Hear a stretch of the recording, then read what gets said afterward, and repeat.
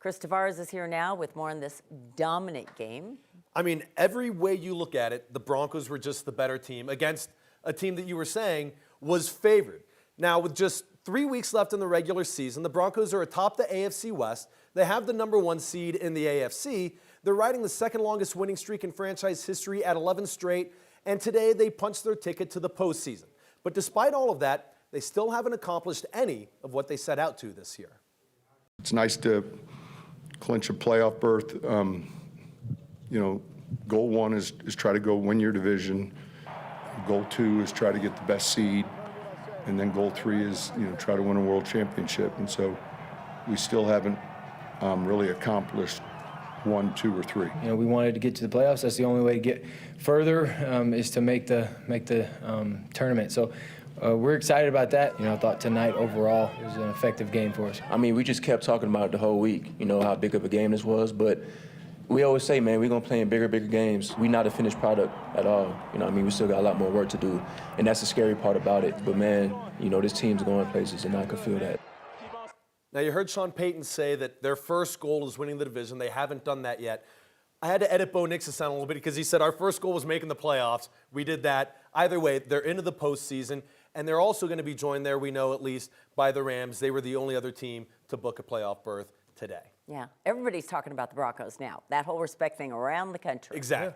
Yeah. They earned it. Nothing left to say. Yeah, I mean, they've been this good all season. It just hasn't been as dominant against a team like this. It was dominant, and just the way they looked, that ineffable thing, they just had it in every regard today. It's all good. All right, Chris, thanks. Good to live here. Thanks, Chris. We want to head out to Empower Field now, where 9 News reporter Janelle Finch had the best gig of the day because she's been talking to really happy fans. Yeah, they're riding high, and they are loud and proud, Janelle. Yes, they made my job very easy tonight. The only thing better than a 10-game winning streak is an 11-game winning streak. We saw the Broncos turn it up in the second half, and in doing so, they clinched a playoff appearance for the second year in a row. Go Broncos, baby! What did you think? How important was this game tonight? It was very important because we want to go to a playoff game here at Mile High, and it's going to happen, right? Yeah. 11-game win streak, baby. That's how we do it. Go Pack, go! I don't want to talk about it. I'm busy. Off camera. We were concerned. The entire first half. But they came back, and that's what we love. Because Bo is a fourth quarter G-man. It's what they do. Yes. It's what he does. Go Broncos! It's my shoes. I got them on October 4th, and ever since we've won every single game. What is your name? Susie. Susie, thank you so much for buying these shoes. They're so awesome, right? No, they're stunning. Oh my God, they're such a good luck charm. Are you dancing all the way to the Super Bowl with these? All the way, baby. Broncos, baby! Nothing better than to have him experience this with us. Big dog, number one! Number one!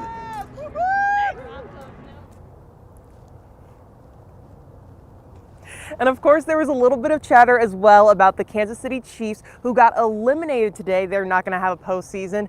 Fans here are saying it's the end of an era and the beginning of a potential new one. Live from Empower Field, Janelle Finch, 9 News. Yeah, let's mix it up for our side. That's Thanks, right. Janelle. Our turn. Okay, stick with 9 News, the home of the Broncos, for all of your coverage on this playoff-bound team. We've got more reaction from the team coming up on Broncos Tonight, 10:35. And it was a great day to be a football fan. It was a great day to be at a football game. We were in the 60s today for the 6th day in a row. It certainly didn't feel like a December football game. 9 News meteorologist Jay Knowles is here with us now. And this forecast is going to continue, it looks like. Yeah, that's right, Phil and Kim. It's nice and warm temperatures is what we saw today. I mean, we did get up to the upper 60s, even some locations, the low 70s. The next 3 days of my forecast, noticing still in the mid 60s as we head into tomorrow, the low 60s on Tuesday, and yeah, very close to 70 degrees as we head into Wednesday. And that's all because of that high pressure system that is continuing to track over towards the east. Current temperatures right now starting to finally cool down. The upper 30s in Central Park, 44 degrees here here in downtown Denver, and then also 36 degrees in Centennial. And speaking of Centennial, you actually saw 72 degrees this afternoon as the high. So it was very warm there, not only there, but just across the state. Finally, warmer temperatures over towards the eastern plains. The last couple of days, it was a little bit cooler because there was a storm system just towards the north of us, but that storm system has now shifted over towards the east. We officially saw 67 degrees at the airport for this afternoon. The next couple of hours, we'll be into the low 40s as we head into the early morning hours of tomorrow. Noticing satellite and radar, not much going on, no precipitation in my forecast, but of course, Christmas is around the corner, so we have that naughty or nice list, right? Well, speaking of Monday weather-wise, it's looking to be on the nice list as of right now, unless you just don't like the warm temperatures. Later on in the show, we'll talk more in detail about what to expect for this upcoming week. We're following a developing story out of Southern California. Hollywood legend Rob Reiner and his wife, Michelle Singer Reiner, are dead. According to sources close to the Reiner family, they were stabbed in their home. Police have only said publicly that they're investigating an apparent homicide at the Reiner's home in Brentwood. Reiner, who was 78, is one of the most prolific directors, and actors in Hollywood. His work includes This Is Spinal Tap, A Few Good Men, The Princess Bride, just to name a few. He and his wife, a photographer and producer, met while working together on When Harry Met Sally. The LAPD wouldn't confirm the identities of those found at the home and said they have not yet identified a suspect, citing the ongoing investigation. We will, of course, bring you any more as it comes into our newsroom. A young man has died days after an SUV and a bus carrying a high school wrestling team collided in Lakewood. 18-year-old Julio Vasquez Gonzalez passed away today. Police say he was a passenger in the SUV.